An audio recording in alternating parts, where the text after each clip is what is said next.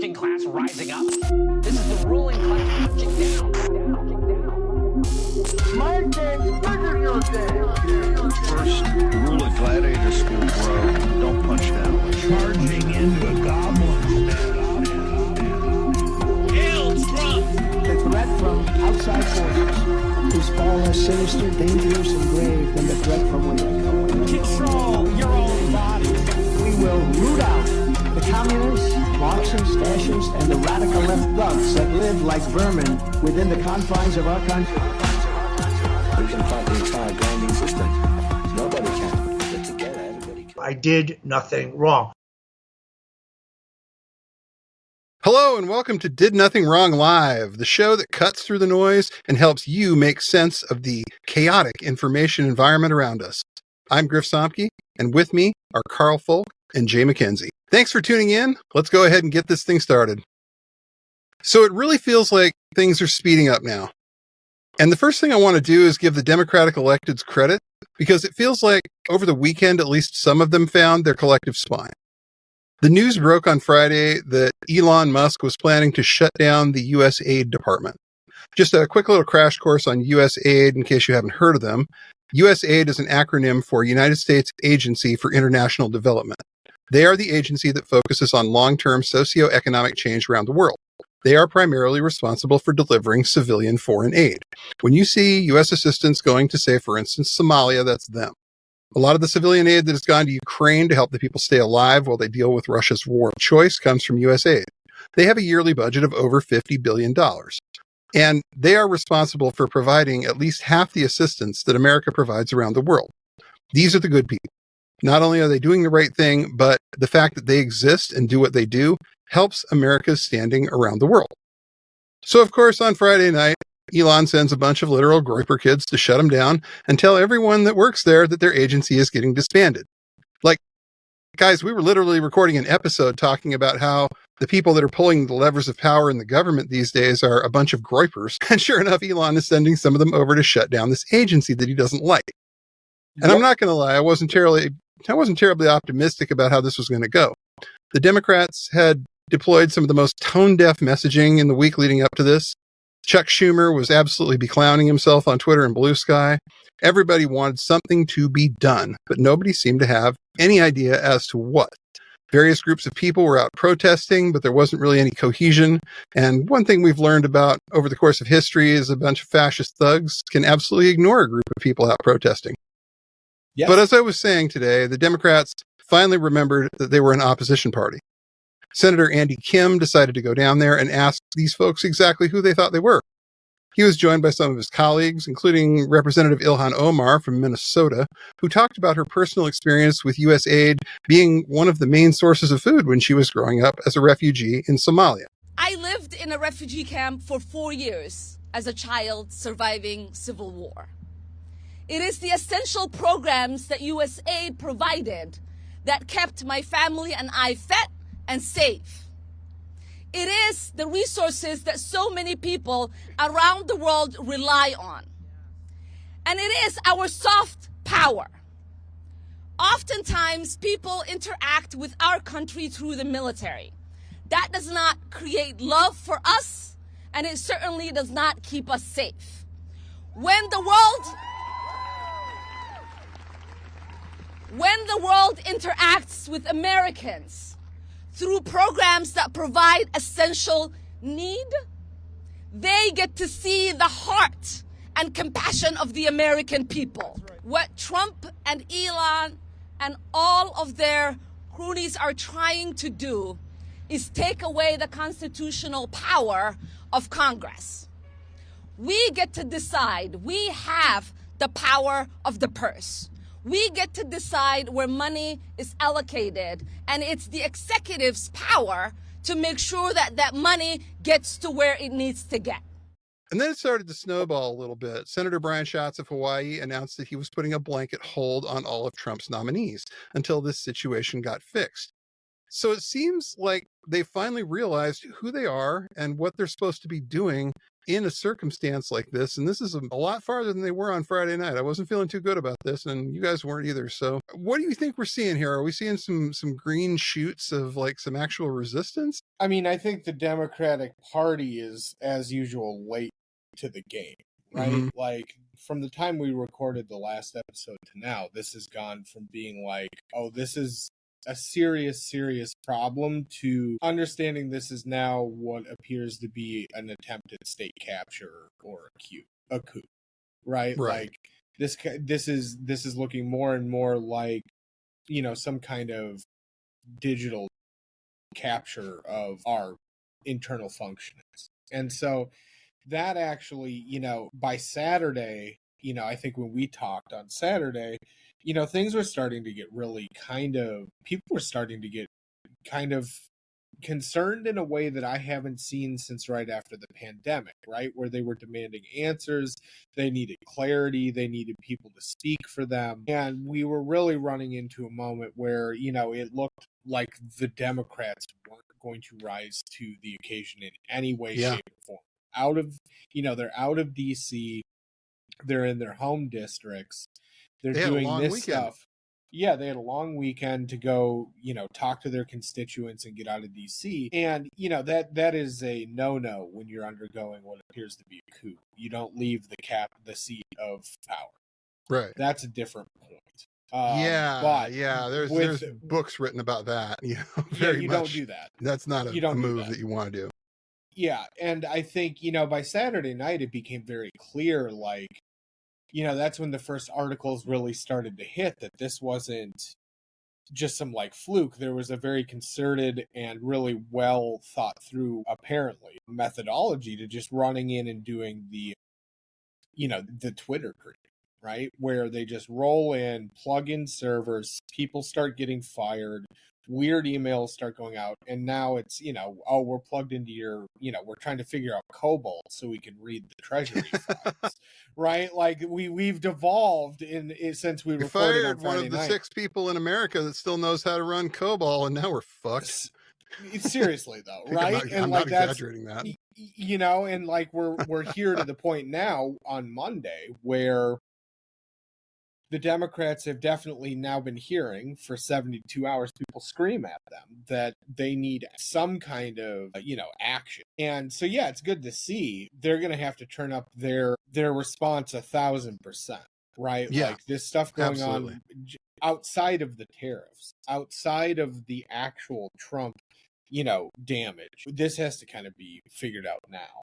And so they've got to get their game face on in a way that hasn't happened. And we're not all going to be able to depend on the Democrats. We've seen that, right? So, like, people are starting to do the thing where you organize outside of a structure, and people are starting to do the hard work of, community organizing, right? Mm-hmm. And really looking at, there are a whole bunch of things community organizers really do. But we're starting to see people talk about roles, not tasks.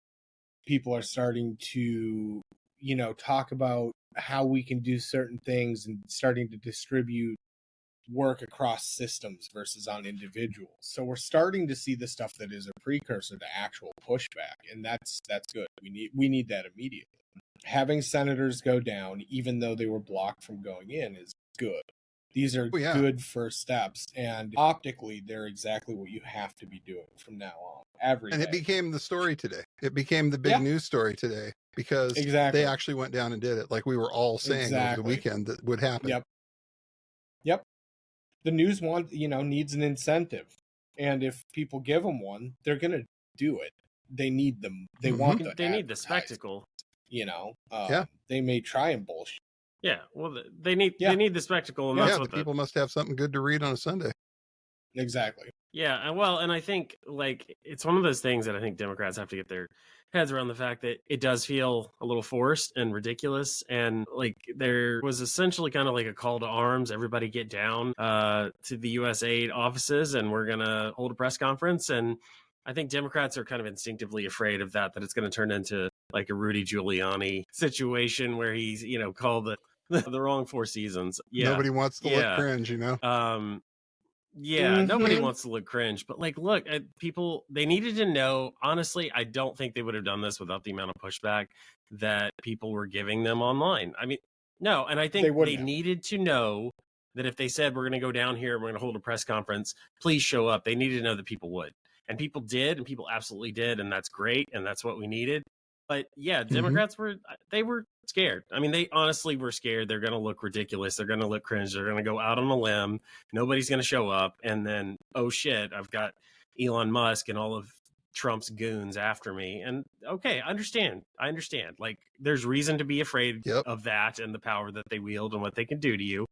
But collectively, Democrats had some common sense. They had some pushback from us and people like us, and they listened, and it worked. And they came out there very forcefully. Don Bayer he opened the press conference. He did really good.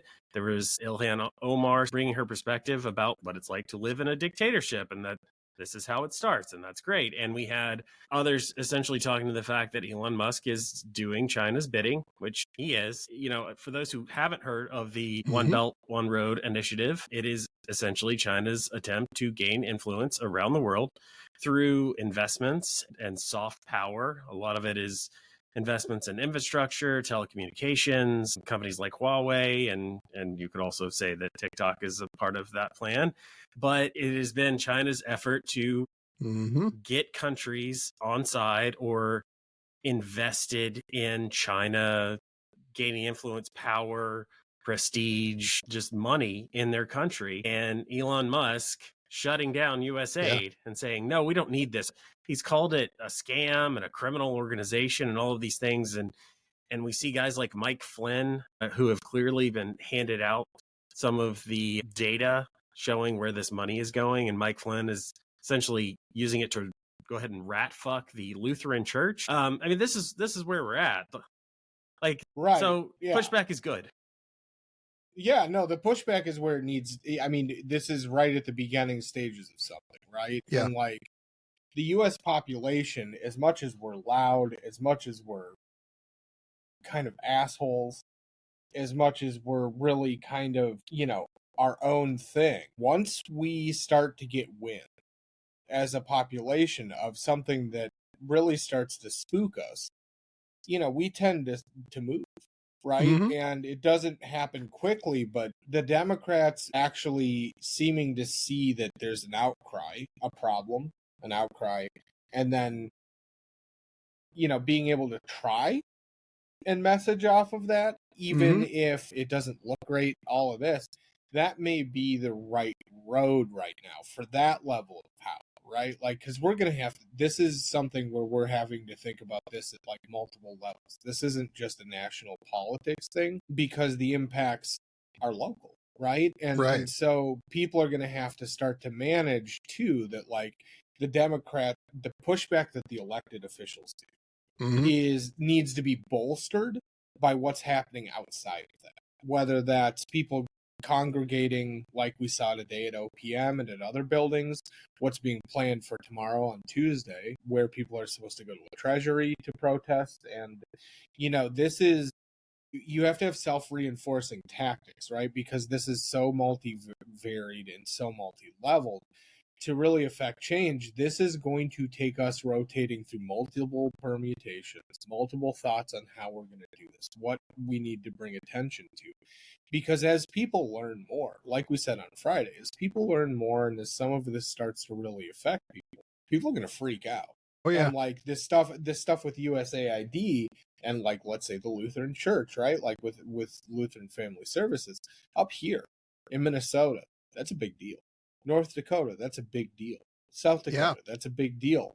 And so, you know, this is where things are going to start to get there's going to be a contradiction for some of these people on MAGA's side where they have to think between two different things. MAGA good, everything else bad. And my life getting harder because they now have said that this thing that helped me or I work for or I work with money from is now gone. And like that's, you know, this is going to start to really, I mean, have effects that they don't understand yet. And we have to be able to capitalize. Yeah. And that's going to take a little bit of looking at the situation and saying, look, There's some terrible people on the right and in the Republican Party. There are terrible people in the techno-fascist side of this. But we're going to have to pull in some people. We're going to have to pull in some other views on this to really make it work in the way that we're going to have to actually hold this back or to try and stop it. And this isn't going to happen tomorrow or the next day. This is going to be something where we're going to be doing this for a while here. Things are going to get hectic fast in certain places, but some of the other stuff is going to be happening sideline. Yeah, that's just how this is going to be. There's going to be no one answer. The way you reach people that otherwise you would never reach, that will never hear you, that will never have any idea about the message that us and people like us are putting out there. There's no possible way, there's no space where what we're saying, right, wrong, logical, illogical, they're just never going to hear it. But if it gets bad enough, if the problems hit them on the ground, which they're going to, and they're going to over the next days and weeks and months and years, and we have to be ready to be like, look, here's what's actually happening, and here's why it's happening. I'm not going to come into it with a, you voted for Trump, fuck you. I'm going to go into it with like, look, this sucks. It sucks for all of us, and let's do something about it together. Yeah. Yep. Yeah. Well, and that's the thing. Like, the Democrats have a framing problem, right? And the left especially has a framing problem because the left wants to self-identify as the left. The Democrats are just like, we're going to tell you some shit. Here, look at this textbook we wrote you. And the right's like, here's a simplified version of why aliens actually control 6% of, I mean, it's just this bizarre, thing. So the reality, that's it's true. Literally though, right? Uh-huh. Like lizard, like Yep. you have 3 stories. Right now we have 3 stories, and a couple of them, I mean, they're all wrong, but they're all wrong for different reasons. One's wrong and works because it hijacks people's ability to make sense of stuff and it gives them a simple answer. But the other 2, like the left, who gives a shit? We're not, fuck labeling yourself. Start talking about common sense, common fucking sense. Give people options to get them out of seeing the world through a frame and a narrative that only helps the right. So if you start framing, well, let's talk about how, there are things we can do for each other at a governmental level. Like we could provide you with UBI or these other things. And they don't sound crazy when you talk to someone about, the fact that we should all probably, as citizens of the wealthiest country on the planet at the wealthiest time in history, we should all probably get some money off of that because it's part of who we are and what we've done. Our labor goes into that. You don't have to explain it then in that way, but there's a hell of an argument there. And fuck, Nixon nearly did. Yeah. Right? Like, this isn't out of the blue stuff. It's common sense. And I think that that's the thing, Tim Walz, Pritzker, all these people that people really are clamoring for at some level. It's not because there's some special sauce. It's because they are just doing what you do, which is having a conversation and saying, this is how you do it. This is right. This is good for people. It makes people's lives better. And you just don't, who gives a shit about the conspiracy theorists who think that, there's cat litter in bathrooms? Who gives a fuck? They're wrong. They're liars. It's bullshit. So talk about some real shit and talk about how those same folks, those trans folks who are being affected by that bullshit, are just as human as Johnny next door who is throwing a football through windows. Like, who gives a shit? It's that's the thing. And like that, I think, is the messaging shift. If we start to see that, that's when, for me, I think we'll start to turn a corner in seeing that we can start to assemble something. But that is going to take a little bit of us doing the fucking work too, of saying, look, this is a shit show. Yeah. And you're getting robbed by the same person I'm getting robbed by. And it's not the guy who came across the border. It's the guy who showed up in a limousine to say, look, I'm going to go launch a fucking rocket to Mars. And you paid for it. Well, and this is where I think that, like, we had some great reporting on the specifics of all of this over the weekend from Wired magazine. They got a hold of the documentation and identities of some of the kids, and I mean that literally because at least one of them was at least 19, that Elon had sent to go and deal with these agencies. And I think that once the pictures of them came out and the story that like, this guy is literally a guy who retweets Nick Fuentes. This guy is a guy who's like big into crypto and worked at Neuralink for 6 months as an intern. And they are trying to like make calls on whether these government agencies should go or stay. And I think people saw that and were like, wait a fucking minute. You know, I'm not letting this 19-year-old look pipsqueak decide these kinds of things. You know, I'm going to call his truant officer to school and say, hey, you know, you got to come get this kid because he's fucking up. And I think people seeing that was very helpful because now they've got a face. The guy, one of these guys' name is Big yeah. Big balls. Yeah. Big balls. The right has been bigging big balls and the rest of the Doge team up as if they're this superhuman, you know, just imposing structure, these manliest of men, these gods among us who will destroy the debt and bring our government back to freedom. And it's some puny fucking kids. It's some nobodies. The wind is gonna knock them over. They're nothing.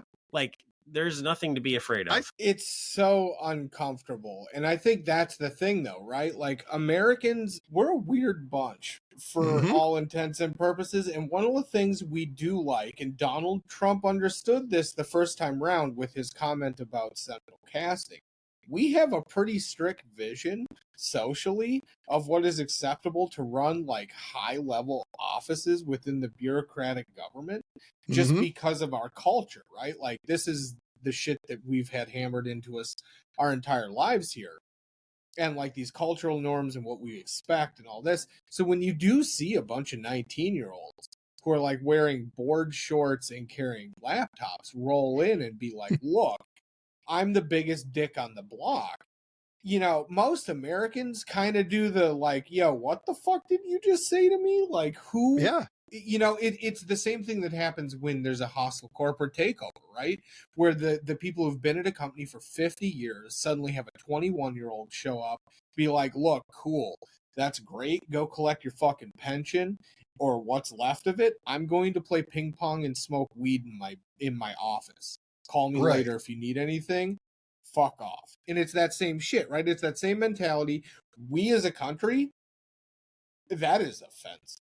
There are very few things in this country that are like truly offensive for the American people, not just like subcategories that get very loud. That is one of those ones for a lot of Americans. That is are you fucking kidding me? What is going on here? And so like, I think that's starting to jar people a little bit in a way that even like the tariffs probably wouldn't have. Yeah.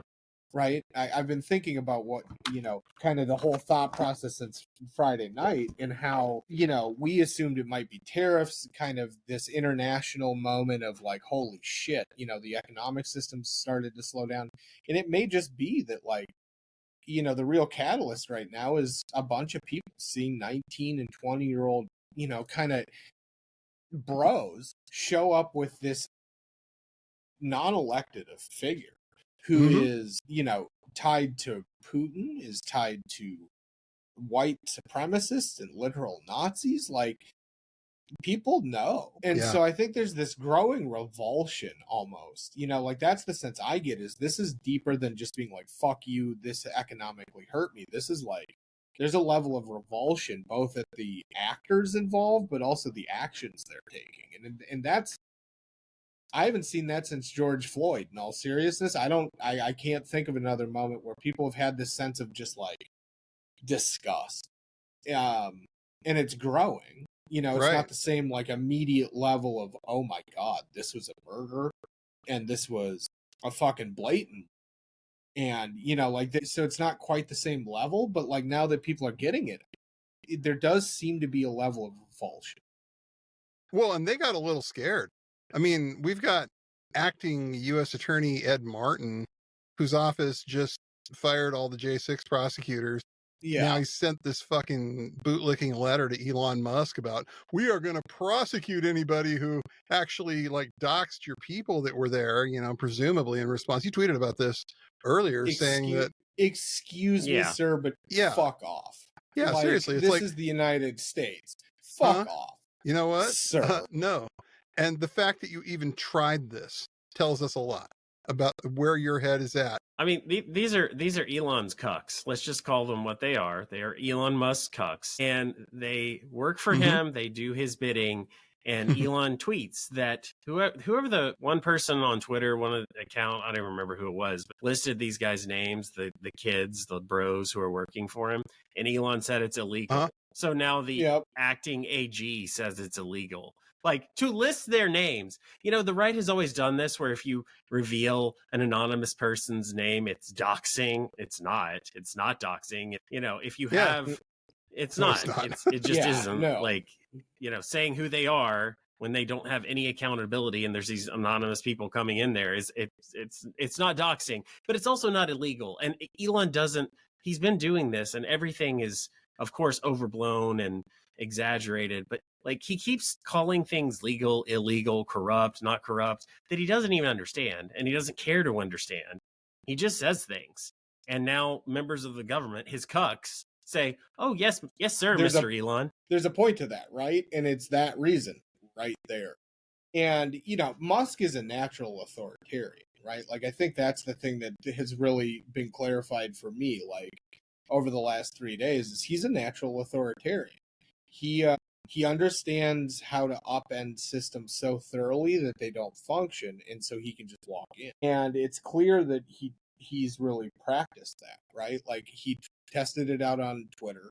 He has a pretty good range for how to really just fuck legacy systems up and the people who hold the historic and institutional knowledge. And, like, you know, this guy is dangerous in a way that I don't think most people understood, right? And part of that is because there's been good PR around him, and part of it, he has never had this level of ability, right? Yeah. Like, this is a whole new world for all of us, including Musk. And, you know, him saying legal, illegal is playing a game. It's seeing what happens, and seeing if people push back, and seeing where the edges and the peripheries of norms are. And I mean, he's penetration testing not just like the government itself, but literally like our society's ability to counter. And, you know, there's a level of optimism to be had. This isn't a done deal, but like, there does need to be a sober realization too. Like, these guys are coming for every goddamn thing they can get. If it's not bolted down, they're taking. And I think what's important is that we push back on everything that we can possibly push back on until it stops. We don't let them have a win. You know, Brian Schatz saying, we're just going to stall every one of your nominees. It's like, you know, read the Mitch McConnell playbook. He was an expert at this. You know, that's don't literally it. Shit in the Senate. No. Yeah. No. And you know, if they bring it up, if they complain, it's like, we're doing exactly what you did. We're doing exactly what you did. These are the norms, Mitch. This is what you ordered. Eat it. Again, fuck them. Like, who gives a shit what they say? Like, that's the thing that, like, Democrats, if you really want to win this game right now, shirk off the give a shit gene. Like, don't give a flying fuck about the optics, about the decorum. Who gives a shit, man? You've got a coup. You got a coup going on. Like, I get that you want to seem like the rational choice. You're going to, by virtue of the fact of stop. So just, like, throw that shit out the window. Understand that these are unprecedented times. These aren't market research moments. These are act on your fucking gut. Unless you're Chuck Schumer posting on the internet, then fucking stop. Everyone else, though, try and do some shit and really put your, you know, like, put your big person, adult thinking cap on and say, okay, people are freaking out. There's a way we can stop the freaking out, or at least give it some focus. And that may work for us too, to protect people. Like, there just has to be a shift. This is not the old world. No, not at all. But at least we know we know now that we're in a fight. At least we realize now that, hey, guess what? It's go time.